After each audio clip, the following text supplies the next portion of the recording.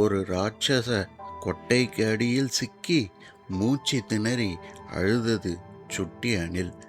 இந்த ஆபத்தான நிலைமைக்கு காரணம் அது செய்த சின்னஞ்சிறு சுயநலம்தான். அது என்ன தெரியுமா? சிண்டு என்ற இந்த அணிலுக்கு ஒரு கெட்ட பழக்கம். காட்டில் கிடைக்கும் உணவை யாருக்கும் தரமாட்டான். ரகசியமாக ஒளித்து வைத்து தனியாகவே சாப்பிடுவான். அன்று தங்கம் போல மின்னும் ஒரு மாயக்கொட்டை அவனுக்கு கிடைத்தது.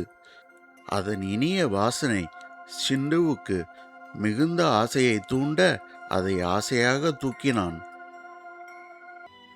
அப்போது அங்கே வந்த ஒரு குட்டி நத்தை பல நாட்களாக பசியால் வாடிப்போயிருந்தது.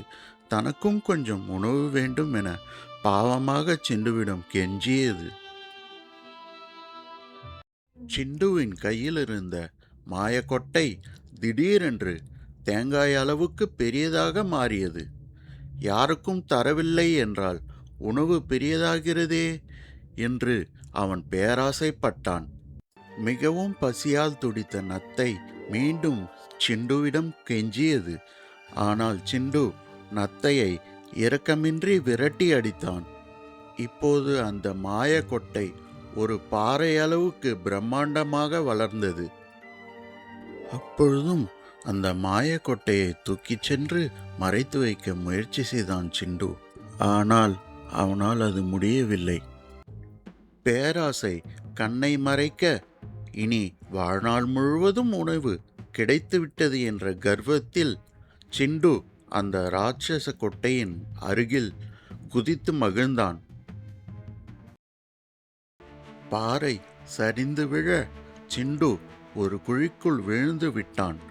அவனுக்கு மேலே அந்த ராட்சத கொட்டை ஒரு கூரை போல அடைத்து கொள்ள சிண்டு உள்ளே மாட்டிக்கொண்டான். வெளியே வர வழியே இல்லை. பசியோடு வந்த நத்தையை விரட்டியடித்த தன் கொடிய சுயநலத்தை நினைத்து சிண்டு முதன்முறையாக கண்ணீர் விட்டு அழுதான்.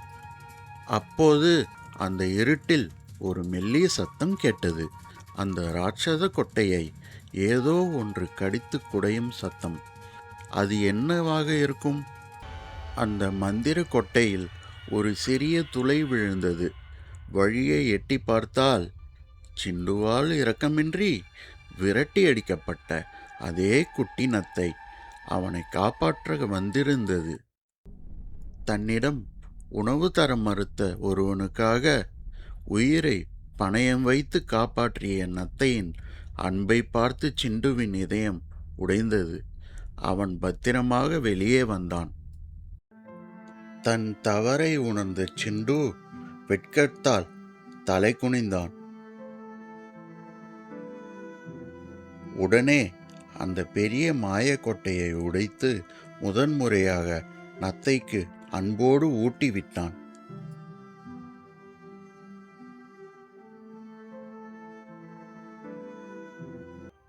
சிண்டு மனதார உணவை பகிர்ந்து கொண்ட அந்த நொடியே மாயம் நடந்தது. அந்த ராட்சத கொட்டை மீண்டும் தன் பழைய சிறிய அளவிற்கே சுருங்கியது. ஆனால் சிண்டுவின் மனதில் இப்போது இருந்த நிம்மதியும் மகிழ்ச்சியும் அந்த ராட்சத கொட்டையை விட பல 100 மடங்கு பெரியதாக இருந்தது. ஆம் குட்டி குழந்தைகளே, தன்னிடம் இருப்பதை மற்றவர்களோடு அன்பாக பகிர்ந்து கொள்வதில்தான் உண்மையான மகிழ்ச்சி இருக்கிறது. பேராசை எப்போதுமே பெரும் நஷ்டத்தை தான் கொடுக்கும்.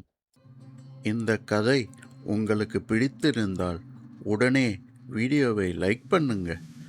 உங்கள் நண்பர்களுக்கும் ஷேர் பண்ணிட்டு நம்ம சேனலை சப்ஸ்கிரைப் பண்ணுங்க.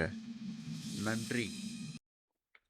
தன்னிடம் இருப்பதை மற்றவர்களோடு அன்பாக பகிர்ந்து கொள்வதில்தான் உண்மையான மகிழ்ச்சி அடங்கியிருக்கிறது.